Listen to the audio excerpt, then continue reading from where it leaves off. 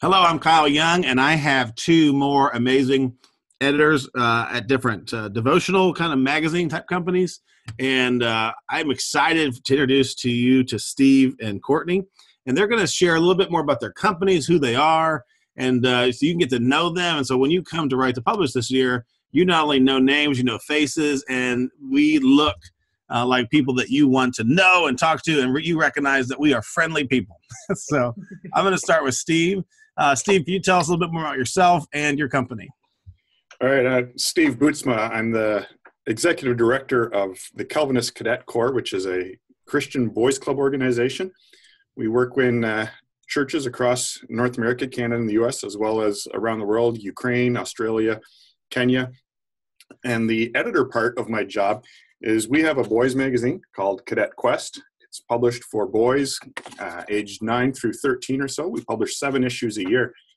And our magazine is filled with fiction and nonfiction articles for boys in that age category. And so I am always looking for authors of young male audience writing. Great. And Courtney, can you tell us a little bit more about Keys for Kids and the things that you're doing? Sure. Hi, my name is Courtney Lassiter, and I'm the editor of the Keys for Kids devotional at Keys for Kids Ministries. And Keys for Kids Ministries does the devotional, and also a lot of, they have a history of a lot of radio programming, but I'm just in the editorial department, so I just focus on the devotional.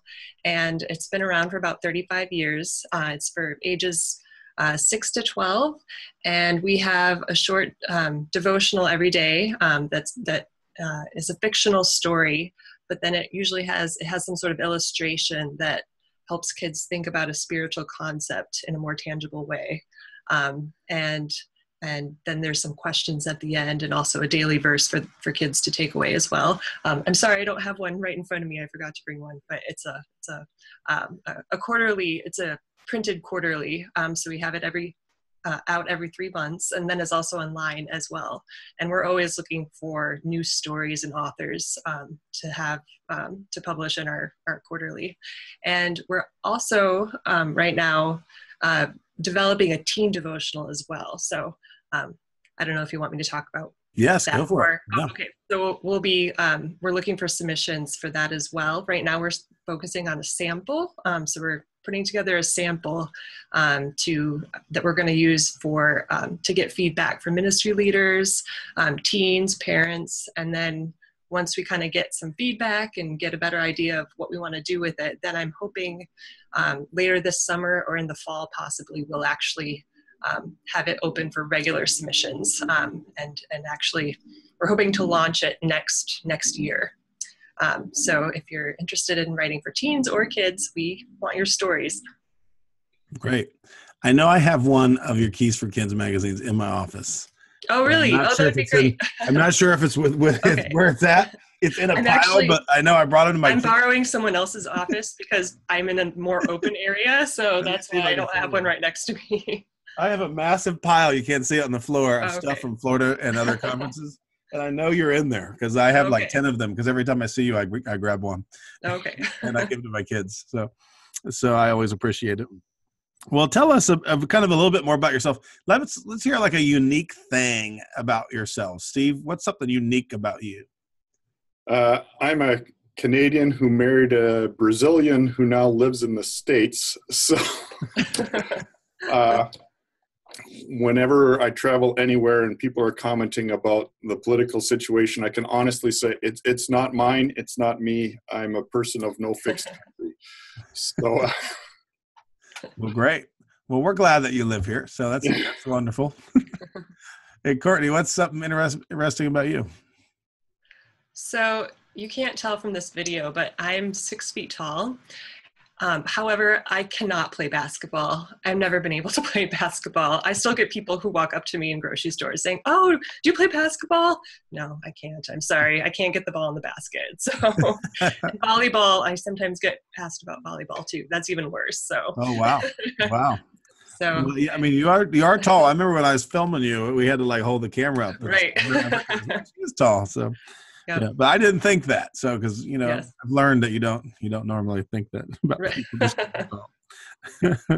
Well, great.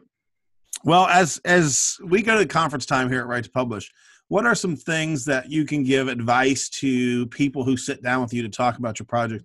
I know that I believe that every author, when they go to a conference, should have individual appointments. I know a lot of first-time authors get afraid to go and pitch because they think they're not ready yet. So what are some things you can give advice to authors who want to meet with you to talk more about writing for your magazines? What are some tips that you can give them sitting down and having a conversation with you? Now let's go with Courtney on this one first. Okay. Well, first of all, for the actual appointments and meetings, I would say that you can, if you have a story or something you want to go over, if you looked at our guidelines and you want to submit something or just go over it and talk about it more, feel free to bring it to the meeting. We can go over it. That's great. However, you don't have to have a story. You don't even have to know for sure whether you want to write devotions for kids or teens. If you just want to talk about it, we can do that. Or even if you're just kind of, you have your own project, so maybe a children's book or something you're working on for teens that you just want to talk through some more, I'm open to that as well. So, and then if we end up talking about devotions more and you decide that that's something you want to look into more, that's fine. So it doesn't have to be, you have your children's devotional all ready to go or your teen submission all ready to go. It can be more, if you just want to learn more about the markets and what works, what doesn't, that is fine as well. But a lot of times when I talk to authors who write for teens or kids, once we get to talking, they say, oh, you know what? I have all these other ideas that I've never been able to put into a book or an article, and that they might work well for devotions. So it's just an extra, it's another venue for your writing. And it's often easier to get something published that's short and that is part of a devotional, because it's a pretty quick turnaround usually compared to book publishing, definitely. So it's just a way to get your name out there and get more more of your writing into the market.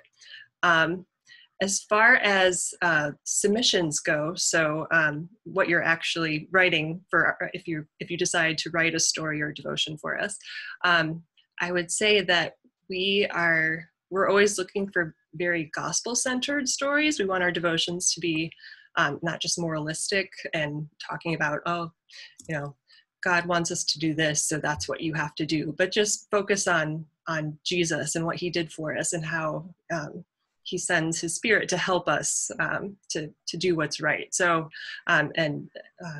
so we just try to have a big focus on Jesus and the whole picture of Christianity, not just, these are the 10 commandments, you need to follow them and obey them. Right. Good. Well, very good. Thank you. Mm-hmm. Steve, what about yourself? What are some tips you can give to people that are sitting down with you, having a conversation? And then what are you looking for kind of in submissions? The one tip I would say connected to what I'm looking for is I'm looking for the fiction and nonfiction, multiple areas of things that way. So if you write about animals, or if you write about national parks, or if you write fiction stories about boys, I'm looking for all of that, but don't think that you're an expert in all types of writing. Don't try to promise all sorts of things just to try to see if you can hit one. For authors, focus at what you enjoy and what you feel you're good at. If you love writing fiction, you really don't like writing nonfiction, don't try to tell me, oh, I'll write this nonfiction article for you. Stick with what you really love that way. Again, for new authors that are coming, becoming a published author is, it's not an easy thing all the time. Writing some short stories and things like that, breaking in that way, I think it's a method of being published for new authors that a lot of them haven't thought of, and I really think they should. As Courtney said too, you can write some simple devotions, some short little stories, and practice your craft that way. And so don't think of writing short stories or short nonfiction articles as a lesser form of writing, but maybe as a new form of writing, and to break in that way and to hone your craft and your skill. Well, great. Very good. What are some things like that you might be looking for if you're saying right now, if I saw this, I would be very interested. Are there any topics, genres, article ideas that you might be looking for your magazine, Steve, that might be, oh yeah, I would be definitely interested in taking a deeper look at that? There's a lot of things that boys are really interested in, and whether that's playing in the mud or trucks and equipment or world records and crazy actions of people, even nonfiction articles that just reach out to the boys that way. There's not a lot written nicely for boys of that age category, so if you write anything that way, I'm jumping all over it. Good. And do you have any word requirements? We're normally looking for 12 to 1,500 words. Okay. And is that both fiction and nonfiction, same? Yep. Great. And your age level, do you have a specific age bracket? We target 9 to 13-year-olds. Okay, great. And Courtney, I know your age bracket's kind of different depending on if it's teen or children's. What would you say the target is for Keys for Kids for children? For children, it's 6 to 12, which is a little bit of a bigger range. Usually it's more 8 to 12, but we have a lot of families who use it for family devotions. So we actually get kids even as young as 4 or 5 who read it with their families on a regular basis. But just to keep things simpler, we just have our target audience as 6 to 12. And for the kids devotional, we're always looking for, we will review stories on any topic, but we especially need stories that deal with what we call tough topics. So things that deal with violence that kids see on the news, terrorism, public shootings, bullying, the harder things that kids deal with, in their daily lives, but that usually it's harder to write a story about for kids than, more typical things like, salvation or grace or rooting out sin in your life, something like that. And also technology is another one that we want to get more and more into, and just not just the tough topics that are associated with technology, but just having it be more present in our kids' stories. So, selfies, what does that, right. What is a selfie? How does that relate to the spiritual life? Or how often should we be on our phones? When do we need to learn how to put them down? So just technological questions like that kids are dealing with, especially since they've grown up with it more than we have. So just tougher topics or more 21st century topics, I guess, is something that we're always especially looking for, just because we don't see them as often in the stories that we get. But we'll always look at any topic. Okay. And for the teens, we're still kind of working on the whole blueprint, but I think the teens will have to be even more into the tough topic realm. So the deeper issues that teens are always dealing with. Some topics for the kids devotional, we might touch on them, but there's a point where you kind of have to just kind of maybe introduce it or kind of allude to it, and then the parents can take it from there and decide how much they do or don't want to take their kids into that topic. But teens, I think we really need to kind of dive in and look at the tough things that teens deal with every day. So I don't really have any specific examples yet, but just Which makes sense. Yeah, if you have if you know teens, if you have teens in your life, just ask them what are the things that you're dealing with all the time that need to be addressed from a biblical Christian standpoint. Good. And do you have a word count in mind for those? For the kids devotional, the story is around 350 words, and that doesn't include the little question section at the end. And we do actually have in-depth guidelines on our website. So if you go to keysforkids.org/writers guidelines, those are all of our guidelines are laid out there, and that actually includes a link that will take you to the teen guidelines as well if you're interested in that. Great. And for the teen devotional, right now we're thinking around the same word count for that. That might change as we continue developing things and get feedback, but we're thinking about 350 to 400 words per piece for now. Well, great. Well, awesome. Well, hopefully you guys will get great submissions, or at least have great conversations at the conference. And I know as a literary agent, I have learned that people should meet with editors like you guys when they're looking to create bigger projects as well, especially devotionals. I've sold a lot of devotionals for clients, and I always recommend them go find somebody who's a devotional publisher and have them read your devotions, because they're professionals that have doing great devotionals, or go find somebody who has a magazine who's doing articles, so you can really hone in on cutting word count down to the necessary. So hopefully people will just choose to meet with you just because you're awesome people, and ultimately you can help give them advice that they need as they're kind of doing other pitches.